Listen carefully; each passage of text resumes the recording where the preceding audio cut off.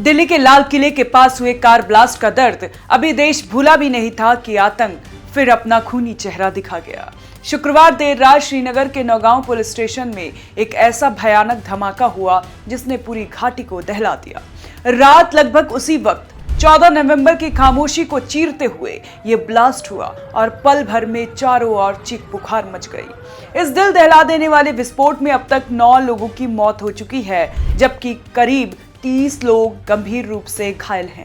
आधिकारिक मान रहे हैं कि मरने वालों की संख्या और बढ़ सकती है, क्योंकि कई घायल अभी भी नाजुक हालात में हैं।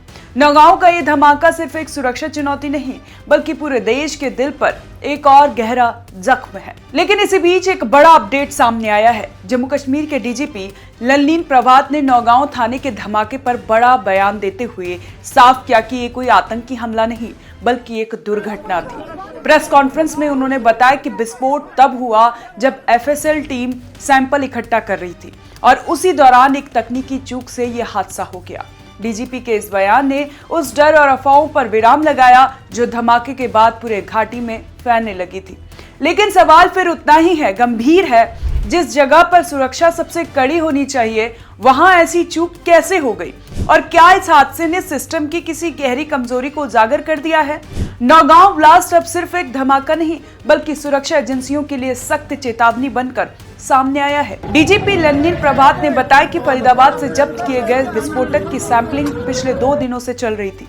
सब कुछ निर्धारित प्रोटोकॉल के तहत चल रहा था, लेकिन रात करीब 11 बजे अचानक ऐसा हादसा हुआ जिसने पूरे थाने को हिलाकर रख दिया। उन्होंने साफ कहा, ये एक दुर्भाग्यपूर्ण दुर्घटना है, इसकी विस्तृत जांच की जा रही है। इसी में किसी आतंकी साजिश या भारी हस्तक्षेप का कोई एंगल नहीं मिला है। इस धमाके की भयावहता कितनी घातक थी, इसका अंदाजा इस बात से लगाया जा सकता है कि घटना स्थल से 300 फीट दूर तक मानव अंग बिखरे मिले। ये कोई साधारण विस्फोट नहीं था, ये एक ऐसा झटका था जिसने पूरी रात को खून और चीखों से भर दिया। मृतकों के शवों को तुरंत श्रीनगर पुलिस कंट्रोल रूम ले जाया गया, जहां पहचान और आगे की प्रक्रिया जारी है। कई घायलों की हालत अभी भी गंभीर बनी हुई है और अस्पताल में आपातकाल जैसा माहौल है। इधर बचाव दल लगातार मलबे में फंसे लोगों की तलाश कर रहे हैं, क्योंकि अभी भी संभावना है कि कुछ लोग अंदर दबे हैं। हर तरफ सिर्फ टूटा हुआ ढांचा, जले हुए उपकरण और बिखरी हुई जिंदगियां हैं।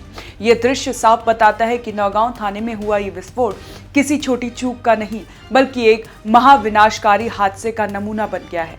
यह हादसा सुरक्षा एजेंसियों के लिए एक गहरा सबक है। एक हल्की त्रुटि भी 300 फीट तक बिखरी तबाही बन सकती है। लेकिन सच ये भी है कि इस दुर्घटना ने बेहद भारी कीमत चुकवाई है। हादसे के बाद से मलबा हटाने का काम जारी है, इसलिए मौत और घायल होने के आंकड़े बढ़ सकते हैं, ये अंदाजा लगाया जा सकता है। डीजीपी ने यह भी खुलासा किया है कि फरीदाबाद से बरामद बेहद संवेदनशील और भारी मात्रा में विस्फोटक सामग्री केमिकल के जांच के लिए नौगांव थाने लाया गया था। टीम ने इसी पूरी सतर्कता के साथ संभाल रही है, लेकिन उसी संवेदनशील प्रक्रिया के बीच ये अचानक हादसा हो गया। अब नौगांव थाने का मंजर सिर्फ एक हादसे की तस्वीर नहीं, बल्कि याद दिलाता है कि विस्फोटक जैसी हाई रिस्क सामग्री से जुड़ी हर छोटी चूक भी बड़े विनाश की जगह बन सकती है।